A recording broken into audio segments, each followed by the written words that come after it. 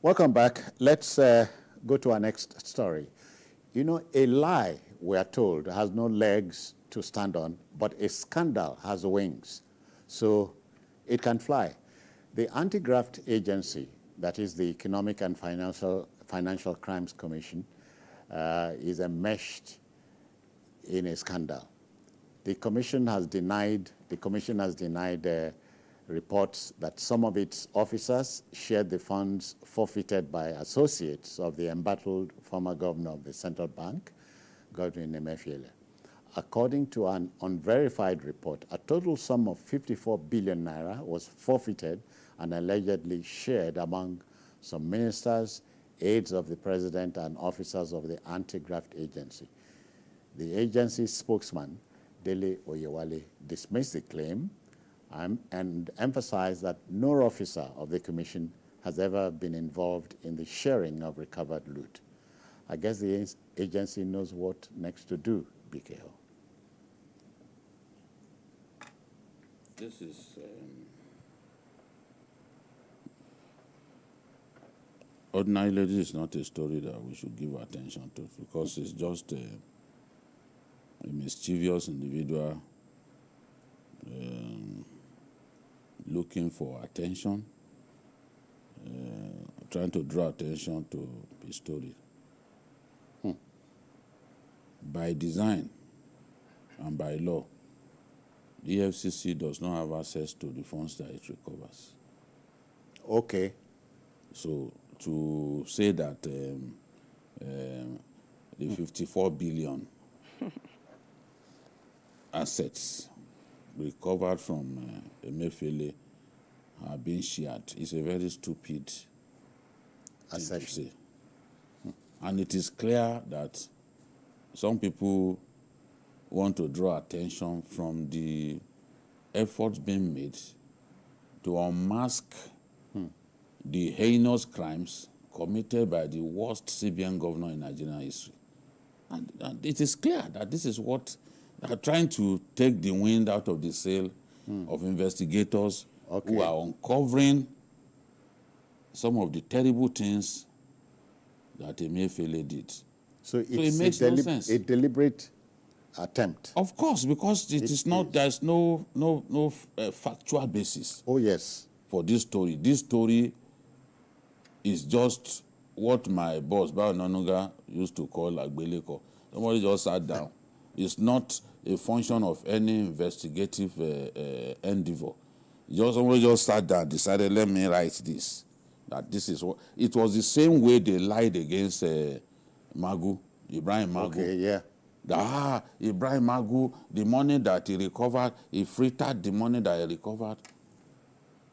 They said he had brood exchange operators that he was working with to steal from the EFCC. They couldn't prove a single allegation that they brought against him. And when I was defending him that time, people were calling me, Jide, you are putting your image on the line. No, you are putting this guy. Don't trust any Nigerian. No, Nigerians can't be trusted. Very silly thing that Nigerians say.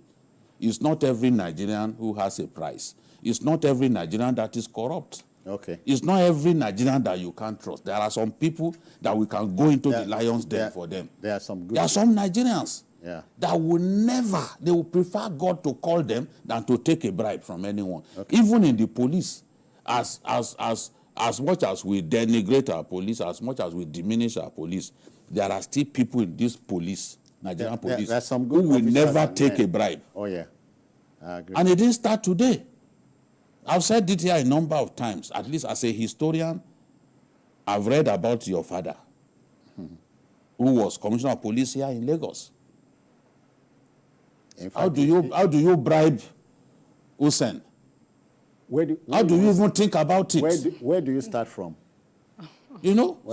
This is the thing. There are some people who have integrity. So to imagine that, at that time they were warning me, this is a Nigerian, no, don't trust. And I said, well, if I will be the last person defending Magu that is not a thief, I'm happy to do it. And I knew I would not be disgraced doing it. But people were warning me. Some of my best friends said, Jide, stop it. Stop it. You can see that nobody is talking. Even his own friends have stopped talking.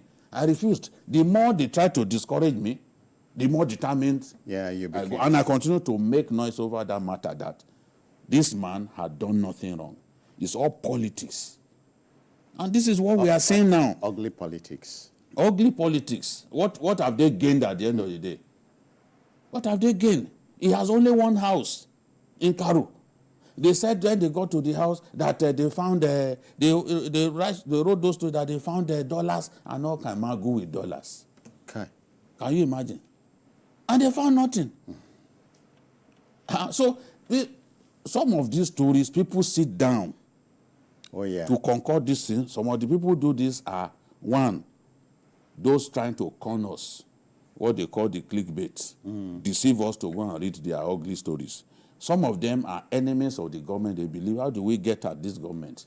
Let it not be seen that this government is doing anything good. And no matter how bad the government is, it will have its redeeming features. Okay. It will have some good things. When Jonathan was president here, they were abusing him. There was nothing they didn't say about him. They called him a wimp. They called him this. Today, some of them want even Jonathan to come back. Some of the crimes... unashamedly. Yeah, some of the crimes that it was during Jonathan's time that we saw people steal so much money through the subsidy regime. And they were put on trial. But Nigerians are extremely forgetful people. The level of stealing through subsidy was unprecedented. Aye. But, that is a matter for another day.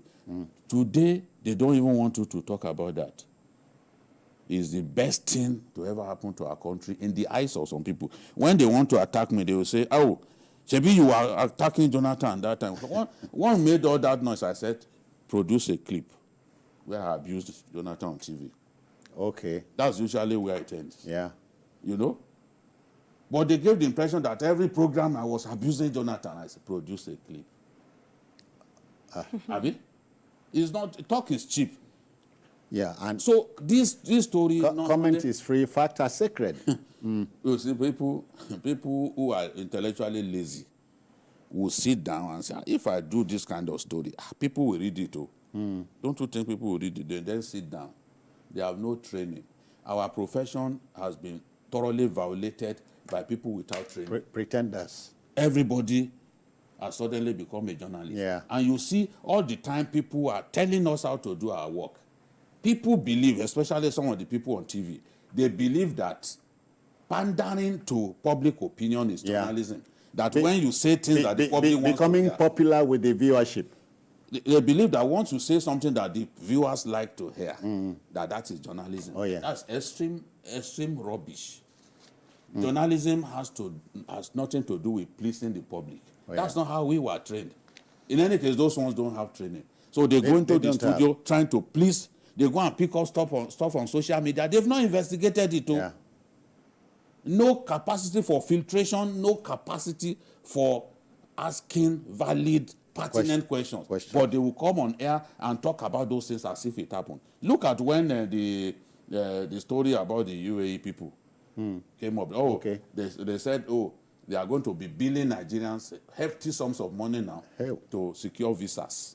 You didn't try you didn't try to investigate whether it was true. You brought it to TV studios. We will never do that here. I will first be sure that a story is true before I come here and say, let's discuss it. But that's not how many of our colleagues think. Colleagues without training who never went through a newsroom. Because you cannot tie competently. Does that make you a journalist? Ibn Aboso, crazy times. Anything is possible. But let's look at it this way. So somebody just wakes up and then concocts a story and send it to the public. Imagine 54 billion shared by ministers. So what happens? What's going to happen to that person? Is that person a ghost? Because, I mean, you are damaging a character.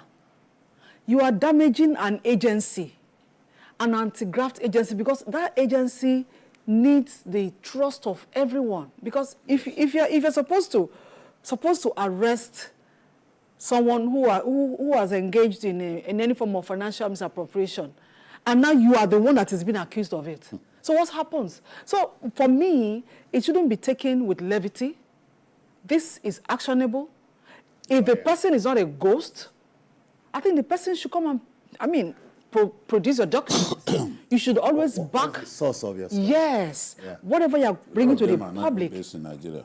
That well, That's why they get away with. if they can, Okay. if they are not, because there are consequences for such actions. You cannot just wake up. Somebody just wakes up today and begins to tell a story about him, about Dixon. I'm not going to take it lightly. I'm going to take it up.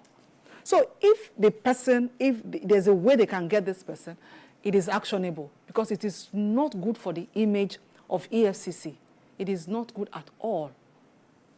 It's not. I insist, because the EFCC knows what to do. So you cannot also respond to, you see, I think they've done the best they can do by Dismissing saying, look, it. this thing is a lie. Okay. And those who know the law, they know that the EFCC does not have access to physical cash and all that. Okay. And it was easy to dismiss those things because they accused Magu of doing the same thing. Look at the story that Magu and his pastor friend, that they were stealing together. Today, the bank that made the mistake, that made that computer glitch, that posted money in error to the account of Magu's pastor friend, Okay. they lost in court, and they've been asked to pay the hefty Damage. yes. Wow. But at that time, Nigerians, including the president at that time, believed the story. But it was a computer glitch that didn't affect him alone, the church alone. Yes. Other people had money posted in error to their accounts. And it was resolved. But within that short time, mischief makers quickly seized on it to say, this person is a thief. We said it. He has, and that pastor, they've been working together. Today, we all know what the truth is, because they are the ones now begging that, okay, we will pay. Please, be lenient with us. Yeah. The truth is by nature self-evident. With time, the truth always comes out. No matter how you want to look at our government, that our government is so reckless, they steal a lot. Stealing 54 billion naira in assets seized from Emefiele within a short time. When did they even seize the money? That already you have shared it. Okay. I mean, these things. You know, a billion, I know from my elementary mathematics, is a million in 1,000 places. Yes. So we are talking about a million in 1,000. You didn't even give them benefit of the doubt that they will wait for 1 year before they begin to steal from the money. You just write all kinds of things. All right, then.